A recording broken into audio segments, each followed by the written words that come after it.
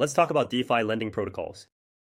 What are DeFi lending protocols? They are nothing new. Here are some of the names that you may know already, and it's okay if you don't know them. In fact, that's the whole purpose of this video. And before we dive into the details, let's first take a look at the state of lending in DeFi, and the lending in a traditional sense. If you already have a good idea of what lending is in general, feel free to skip this part and jump to the next section. DeFi lending is playing a fundamental role in the DeFi ecosystem. When you look at the statistics, you'll see that the total value locked in DeFi lending protocols is ranked at the top. It has been growing steadily since the inception of DeFi, and now it's one of the primary drivers of DeFi growth. But what exactly is lending? Let's say we have Alice and Bob. And Bob wants to borrow $100 from Alice, so Alice lends that money to Bob. Obviously, Alice wouldn't lend $100 to Bob for free. In this case, the price is 5% simple interest rate. So when it's time to repay, Bob pays back $105 to Alice, and everyone's happy. But what if Bob doesn't pay back the money? Okay, so let's go back and do this again. Bob borrows the money. But he turns rogue and keeps the money with no intention of paying it back. Then Alice will take any legal action she can to get her money back. In most cases, she'll bring it to the court and get it resolved somehow. With the help of law enforcement, Alice will probably get her money back and get a higher interest rate as compensation. So that was about lending in a general sense in the real world.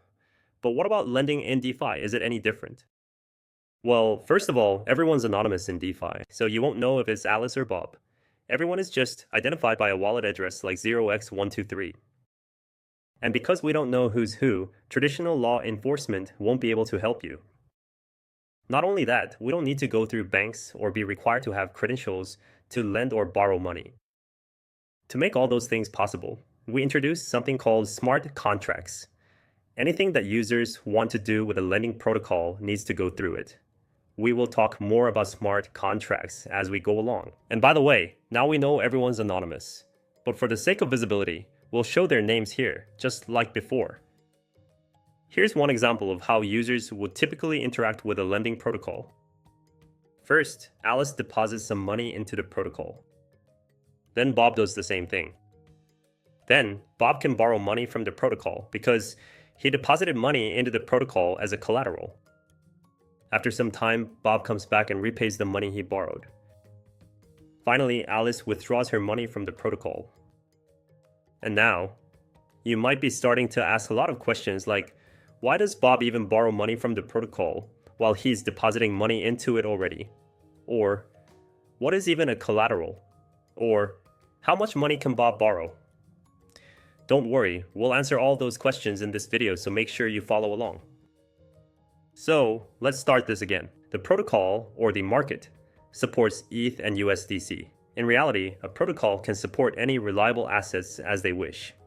But for this example, let's say the smart contracts are only programmed to handle these two assets. First of all, Alice deposits USDC worth of 100 USD into the protocol. Then Bob deposits ETH worth of 100 USD into the protocol. Then Bob borrows USDC worth of 60 USD from the protocol. Now, imagine Bob wants to run away with his debt of 60 USD on USDC with a plan to never repay it. So before he runs away, he tries to withdraw all his ETH deposit from the protocol, but fails to do so because of the collateralization logic implemented in the smart contracts. And again, if Bob still wants to run away anyways, never to come back again to the protocol, he will lose 100 USD worth of ETH deposit locked in the protocol, so that's going to be his loss. Now, let's talk about the collateralization logic implemented in the smart contracts. What is it, and how is it preventing Bob from withdrawing his Ethereum deposit?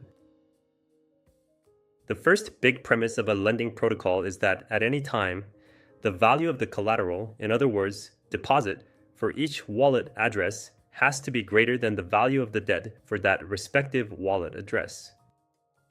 For simplicity, we can transform these terms into an inequality like this.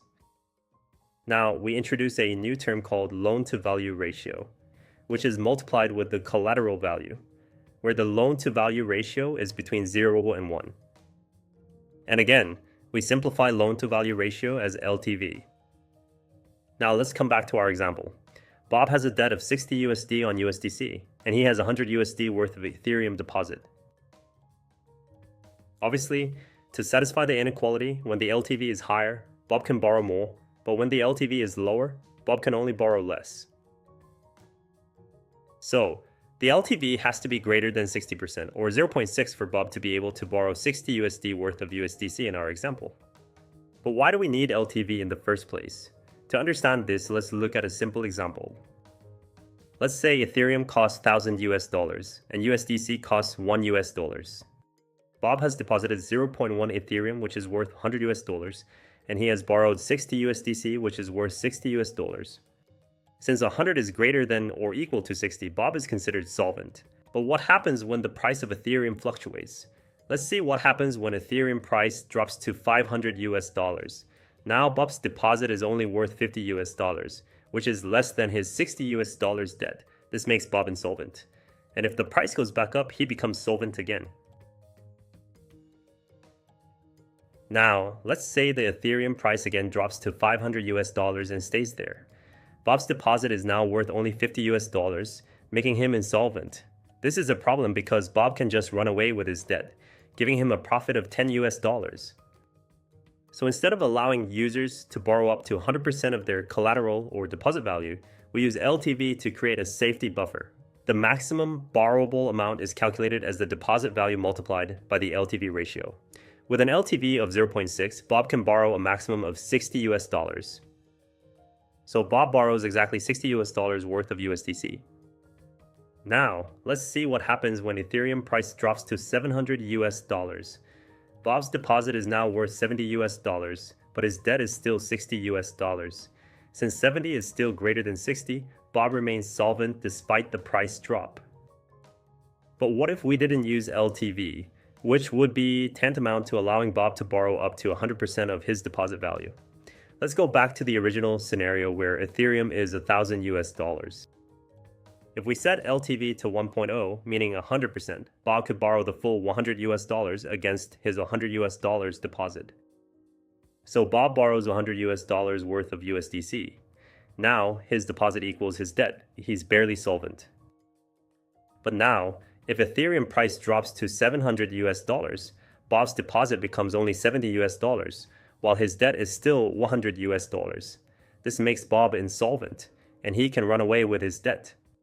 So going back to our original question, why do we need LTV? LTV maintains a safe buffer between the collateral and the debt to ensure solvency. In other words, it enforces over-collateralization. Now, let's look at some real-world examples of LTV ratios from Aave, one of the most popular lending protocols. Notice how more mainstream assets like wrapped Ethereum and wrapped Bitcoin have higher LTV ratios, while less popular assets like CRV or MKR have lower LTV ratios. This is because mainstream assets tend to be more price stable, making them safer collateral. There's one question we haven't addressed yet. What incentivizes users to deposit and borrow money? We'll discuss the motivation for borrowing later in this video, but for now, let's focus on why users deposit money, and the answer is simple: to earn interest. Let's see how interest works in practice. We'll go back to our familiar setup with Alice, Bob, and the smart contracts. First, Alice deposits money into the protocol. Then Bob also deposits money. And Bob borrows money from the protocol. Now, here's where it gets interesting. Let's look at how interest accumulates over time for both depositors and borrowers. As time passes, both Alice and Bob earn interest on their deposits, while Bob also accumulates debt interest that he'll need to pay back. After 50 days, Bob decides to repay his debt, including the interest he owes. Now Alice withdraws her deposit plus the interest she earned. And finally, Bob also withdraws his deposit plus his earned interest. So let's see the final tally. Alice and Bob both earned interest from their deposits, but Bob also paid interest on his debt. But these are just theoretical numbers. And you might be wondering, how exactly are these interests calculated? That's a more complex topic that involves supply and demand dynamics in the lending market. Let's understand how utilization rate is calculated in lending protocols. The utilization rate is simply the ratio of total debt to total deposits. We can express this mathematically as U equals debt divided by deposit, where U is between 0 and 1. Let's see how the utilization rate changes as the debt increases from 0 to 100. Should be pretty easy, right? Now, let's visualize this relationship on a graph. As the debt increases, the utilization rate increases, which is a translation to the right side on the x-axis, and as the debt decreases, the opposite happens. Now, this graph expresses relationship between the borrow interest rate, R borrow, and utilization rate, U. You may be thinking the borrow interest rate should be proportional to the utilization rate, because the more you borrow, the more scarce the money is, right? However, this is not the case, as we will see soon. To know why it can't simply be a straight line in the shape of y equals x, let's see what happens when the utilization rate reaches 100%, meaning all deposits are being borrowed. In this scenario, we have Alice, who deposited USDC, Bob, who borrowed everything that Alice deposited, and the smart contracts managing these transactions. Since all USDC is borrowed, there is no USDC available for withdrawals or new borrows until any repayment from Bob. Alice cannot withdraw her deposit, and new users like Charlie cannot borrow any USDC. However, when Bob repays some of his debt, the utilization rate decreases, making USDC available for both withdrawals and borrows. For this reason, people came up with the idea of an optimal utilization rate. For a lot of assets, the optimal utilization rate is typically between 50% and 80%. This range ensures a healthy level of available liquidity. But how do we incentivize users to maintain the utilization rate within this optimal range? This is where a kinked interest rate curve comes into play. To maintain the optimal utilization rate, lending protocols use what's called a kinked interest rate curve. For the purpose of this example, we will set the optimal utilization rate to 70%. The curve has two distinct areas. When utilization is below optimal, borrowing rates are relatively cheap to encourage more borrowing. However, when utilization exceeds the optimal rate, borrowing rates become much steeper to discourage excessive borrowing and encourage repayments. Let's see how this works in practice. When utilization is low, borrowers are attracted by the lower rates, which helps increase utilization. Incentivized by the relatively cheap borrowing rate, more users will borrow, and the utilization rate increases. On the other hand, depositors are incentivized to withdraw, as the deposit interest rate, which is proportional to the borrowing rate, is relatively low, increasing the utilization rate. Now, let's see what happens when utilization exceeds the optimal rate. The steeper interest rate curve discourages further borrowing and encourages repayments. Disincentivized by the relatively expensive borrowing rate, fewer users will borrow and more will repay, decreasing the utilization rate.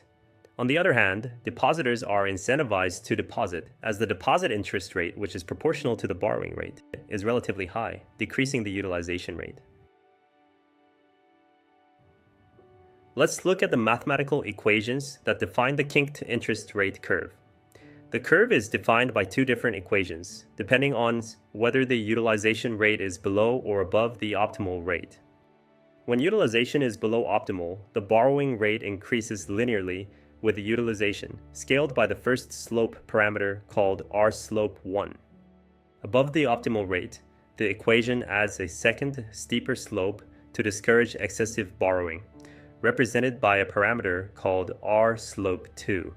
The borrowing interest rate increases more rapidly as utilization approaches 100%. Let's look at the key parameters that define this curve. These parameters can be adjusted to fine-tune the protocol's behavior. The optimal utilization rate determines where the curve changes slope. The kink would move to the left if the optimal utilization rate is lower, and to the right if it is higher. The base rate, R0, sets the minimum borrowing rate when utilization is 0. This gives borrowers a minimum interest rate to pay even at 0 utilization, but in reality, most protocols keep this as 0, making the interest rate 0 at 0 utilization. The R-slope1 parameter controls how quickly rates increase below optimal utilization. A higher value means rates rise more steeply up to the optimal utilization rate. Finally, the R-slope2 parameter determines how aggressively rates increase above optimal utilization. This helps prevent the protocol from reaching 100% utilization. Now, if you have been paying attention, you might have noticed that we've been only talking about borrow interest rate and not the deposit interest rate. Although it is proportional to the borrowing rate, it is not the same. So we will change the y-axis label to R to represent both the deposit and borrowing interest rate. The borrowing rate curve we just saw determines how much interest borrowers pay. Now, let's see how this affects the interest that depositors earn. The deposit interest rate represented by the red curve is calculated using three key factors: the borrowing rate, the utilization rate, and the reserve factor. The mathematical relationship between deposit and borrowing rates is shown by this equation. The deposit rate equals the borrowing rate multiplied by the utilization rate and adjusted for the reserve factor. The reserve factor represents the portion of borrow interest that the protocol keeps as revenue. This is typically around 10 to 20% of the total interest generated. The yellow area between the curves represents the protocol's revenue from the interest rate spread according to the reserve factor. Let's see how changing the reserve factor affects the deposit interest rate curve. A higher reserve factor means less deposit interest and more revenue for the protocol, while a lower reserve factor means more deposit interest and less revenue for the protocol. Finally, let's look at some practical examples of how interest rates will work in a lending protocol. Here, we have the same parameters that we have been using so far. And here's a table that shows the total deposit and total debt of USDC in the protocol. To begin with, we have the first transaction where Alice deposits 1,000 USDC. So we write 1,000 in the total deposit column. Nobody has borrowed any USDC yet, so the total debt is 0, so utilization rate stays at 0, making the borrow and deposit interest rates 0. Now, we add two more transactions by Bob. Bob borrows 400 USDC at t equals 10 seconds, and then repays 200 USDC at t equals 15 seconds. Note, however, that we are considering the time interval between t equals 10 and t equals 15, right until the moment Bob repays. So Bob's repayment is not considered just yet, but it's just there, so that we can have the range of time for which we are calculating the interest rates. Between t equals 10 and t equals 15, Bob borrowed 400 USDC, so the total debt is now 400 USDC. If you insert the interest rate curve parameters and the utilization rate into the equations provided earlier, you get the following interest rates, which correspond to the y-coordinates of the dots on the curves right now. But how do we calculate the interest specifically earned by Alice in this time interval? The equation is as follows, but it's fairly complicated, so let's break it down. The first term is the deposit balance of Alice, which is 1,000 USDC. The second term is the deposit interest rate we just calculated. The third term is the portion of time elapsed per 1 year. The last term is the ratio representing of the interest left after accounting for the protocol revenue. So, if we substitute the actual numbers into the equation, we get the following result. Alice has earned approximately this much USDC as interest for the 5 seconds she had her deposit in the protocol. Let's now go back and do the same thing for the borrow interest. The borrow interest accrued for the time interval for Bob is calculated as follows. Obviously it's simpler, but for the sake of completeness, let's go through the same explanation. The first term is the debt balance of Bob, which is 400 USDC. The second term is the borrow interest rate we just calculated. The third term is the portion of time elapsed per 1 year. And if we substitute the actual numbers into the equation, we get the following result. Bob has accrued approximately this much USDC as interest for the 5 seconds he had his debt in the protocol, which he will have to pay back. Now let's go back and do the same thing for the next time interval. At t equals 20, Alice withdraws 100 USDC. But again, we are not considering the withdrawal just yet, but it's just there, so that we can have the range of time for which we are calculating the interest rates. The time interval under consideration is now t equals 15 to t equals 20, with a total debt of 200 USDC. Remember that Alice's withdrawal is not considered, so the total deposit is still 1000 USDC. We can also see that the utilization rate is now 20%, which has decreased the interest rates. Then, we have calculated the interest rates again for the new time interval, which correspond to the y-coordinates of the dots on the curves right now.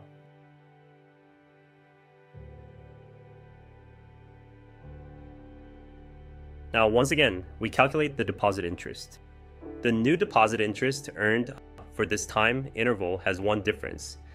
The deposit balance of Alice is not 1000 USDC anymore, but 1000 USDC plus the interest earned in the previous time interval. This way, we can compound the interest from the previous time interval. Next one is the deposit interest rate for this time interval. Next, same thing, the portion of time elapsed per 1 year. And finally, the ratio of the interest left after accounting for the protocol revenue. And again, we want to do the same for the debt. We do the same thing for the borrow interest. We carry over the interest accrued in the previous time interval. The rest is the same as what we have seen before. Here's the interest rate for the current time interval. Next, the portion of time elapsed per 1 year. And that's it. Now we have learned how to calculate interest rates and derive the interest earned or accrued for a depositor and a borrower over a given time interval. Note that the calculation method is a bit different from a protocol to another, but the underlying logic remains the same. The one that we used is closer to compound's method. Now, you might have been wondering if the interest rate is essentially a variable interest rate all the time. The answer is yes. In the world of DeFi, the interest rate is not fixed. It changes every single time the utilization rate changes due to a transaction like withdrawal, deposit, or borrowing. As you might be well aware, in traditional banking, the interest rate is usually fixed. You go to a bank and you get a fixed interest rate for the entire duration of your loan. But this is simply not the case in most of the DeFi lending protocols, although a few offer fixed rate loan products, which we might cover in another video. Let's revisit our example with Alice and Bob. At this point, you must know this example by heart. There is a series of transactions between Alice and Bob like this. So far, we reviewed how these transactions would work, but we did not really answer this question yet. What motivates Bob to borrow money? And here's another critical question. What motivates Bob to repay his loan, especially when his collateral loses value? So far in our explanation, no one is forcing Bob to repay his loan. He is doing it voluntarily, which might not take place at all. Let's answer the first question. Why would Bob borrow money when he has to pay interest and put up collateral? Here's the setup. Bob found a profitable opportunity, but needs cash without selling his assets. Bob deposits some of his assets as collateral and borrows USDC from the protocol. This gives him immediate liquidity without having to sell his existing assets. Bob takes this borrowed USDC and invests it in a profitable opportunity. Maybe it's a simple spot trading, arbitrage trading, yield farming, or any other investment strategy. After some time, Bob's investment pays off. He returns with more USDC than he originally borrowed. Bob repays his original loan to the protocol. He also pays the interest that accumulated during the borrowing period. The key insight is that Bob keeps the remaining profit from his investment while his original collateral stays intact in the protocol. Now let's address the second critical question. What motivates Bob to repay his loan? We have the same scenario as before, but this time, we'll see what happens when things go wrong. The protocol has USDC liquidity available for borrowing. This comes from depositors like Alice who want to earn interest. Bob deposits Ethereum as collateral into the protocol. This Ethereum secures his ability to borrow USDC. Bob borrows USDC against his Ethereum collateral. Everything seems normal so far. But then disaster strikes. The price of Ethereum crashes significantly, reducing the value of Bob's collateral. If Bob decides to run away with the borrowed USDC, the protocol would become insolvent because the collateral is now worth less than the debt. But wait, the protocol has a mechanism to prevent this: liquidation. Let's see how it works. Let's say Bob is sleeping and doesn't notice the price drop. His collateral value continues to decrease, making his position unsafe. Then there's Charlie, a liquidator. Charlie notices that Bob's position is now in danger and can be liquidated. Charlie repays Bob's debt to the protocol using his own USDC. This keeps the protocol solvent and healthy before Ethereum's price drops too much. In return, Charlie gets to withdraw Bob's Ethereum collateral. Even though Ethereum lost some value, Charlie often gets it at a discount, making liquidation profitable. The transaction is complete. Charlie has successfully liquidated Bob's position. This process benefits everyone. Charlie profits from the liquidation, the protocol stays solvent, and depositors are protected. This mechanism is called liquidation. It's the key incentive that motivates borrowers to repay their loans before their collateral value drops too much. So, liquidation is the answer to our second question. Bob is motivated to repay because if he doesn't, and his collateral value drops, he risks losing his collateral to liquidators. In our next video, we'll see how liquidation works in detail.